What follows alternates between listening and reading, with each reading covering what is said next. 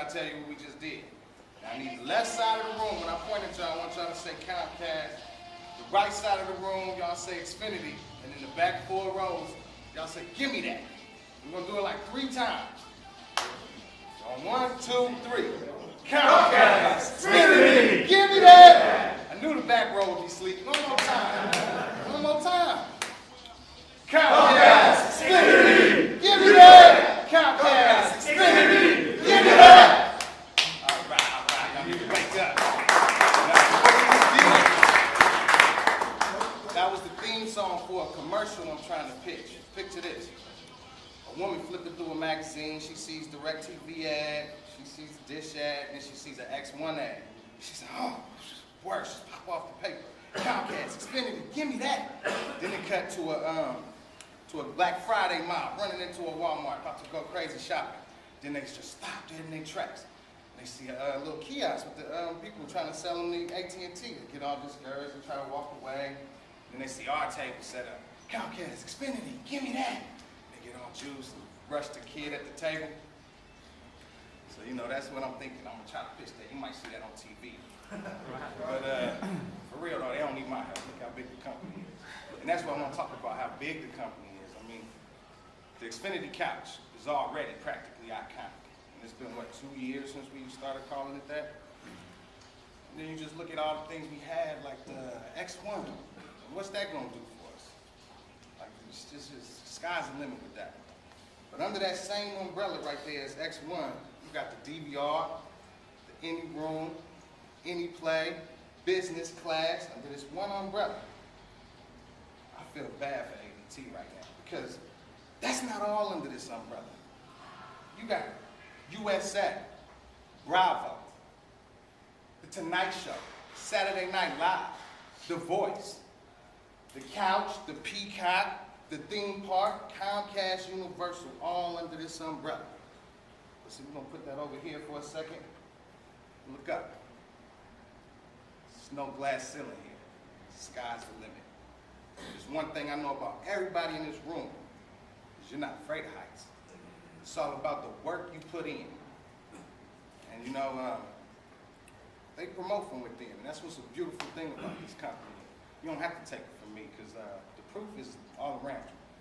There's an onslaught of technicians who've moved up to manager, director, engineer, and it's just sky's the limit, man. That's what makes it beautiful. But that's why I want to turn it back to y'all, give y'all a round of applause.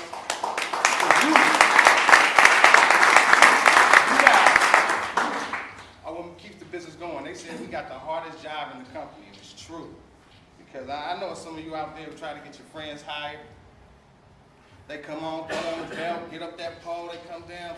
I don't know how you do it. It didn't work out for them. They ain't cut out for it. It takes a certain type of individual to do what we do. Little kids salute you like you're Batman stepping out that truck. They recognize, you know, the community recognizes, the company recognizes, and I applaud you. So, with that being said, I want to give you a little bit of my background. I got into the business through contracting, worked in every system in the Bay Area. Was out here for a couple years, loved working out here, had a lot of fun. I was out in San Jose when, for the Castle conversion, when they bought them out and took them over. Did a couple years with Astound, little guys in the way. And a couple years with DirecTV. Finally, I got in-house about 2006 in Marin. And I stayed there for about 3 years and I transferred over to Concord. And been there ever since as a technician. But ever since I came here, from where I came from, it's been a culture shock to me. Just the appreciation they bestow upon us from the beginning. I mean, from the credo speak, listen to what we had to say every year. The bonuses, the prizes, from the beginning, the laptops, the iPads, the TVs. I mean, what company's doing that? You talk to people, do their companies do that? I don't know, but like just recently, we had a raffle when I'm in the back of the room, you know, like I'm always in the back of the room, and the guy said, these raffles are rigged. It's always the same people that win these. They'll never call our name. 2 seconds later, I kid you not, they called his name, he went up there and got the iPad. Turned beat red up there, I was cracking up. But I mean, they're giving out these 49er tickets, Raiders tickets, still waiting on some Warrior tickets.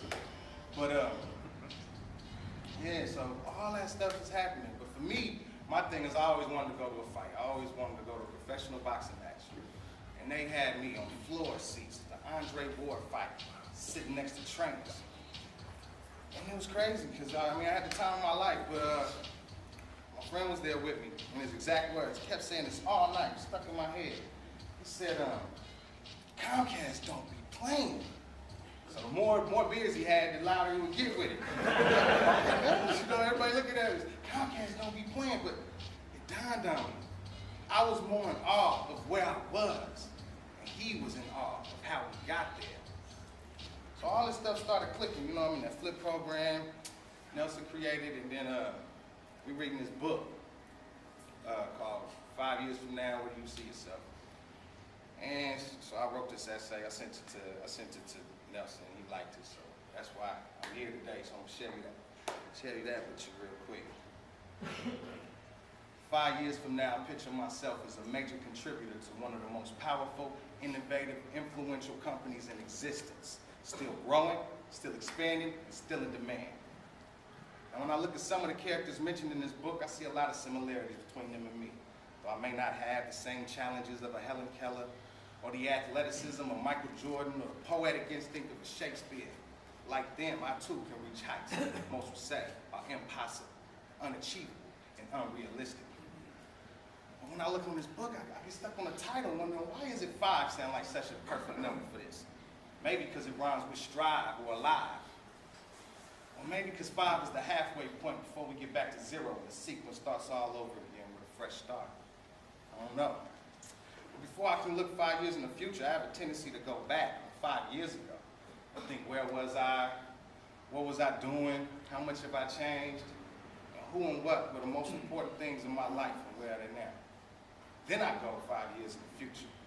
And I can't help but to wonder, will I be able to come to work in a big fat rolling in a fresh Armani suit? And I realize none of that matters. Because 5 years from now, I just want to be able to love deeper, be strong, speak with more conviction, give more generously, take more chances, make more friends, throw more get-togethers, laugh more often, and be more honest with myself. But with that being said, less is more.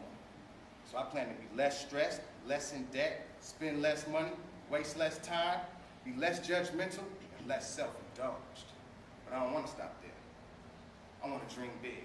I want to keep up with the Jetsons. I want to get outlandish and crazy with my expectations. Heck, my purpose in life might be to decipher the codes of the pyramids, unlock the secrets of the universe, and understand the mysteries behind space, time, and technology. I could do that? Yeah, I can do that.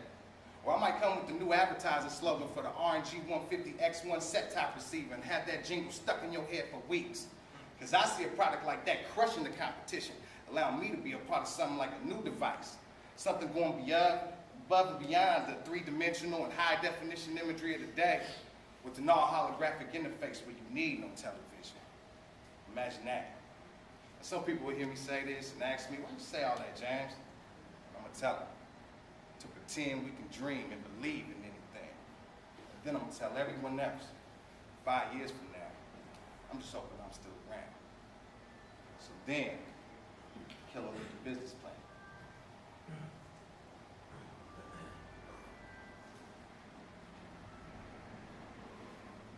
My proposal, when executed properly, will bring a significant increase to company morale, productivity, and performance, generating growth and new subscribers and popularity in specific key markets. And once fully embraced, I believe with teamwork, we can generate new streams of revenue from advanced and unique methods from programs yet to be developed. Now, my proposal can be forecasted to bring the company thousands to millions in new earnings. And that's my time. I just want to thank y'all. It was fun. It's my first time.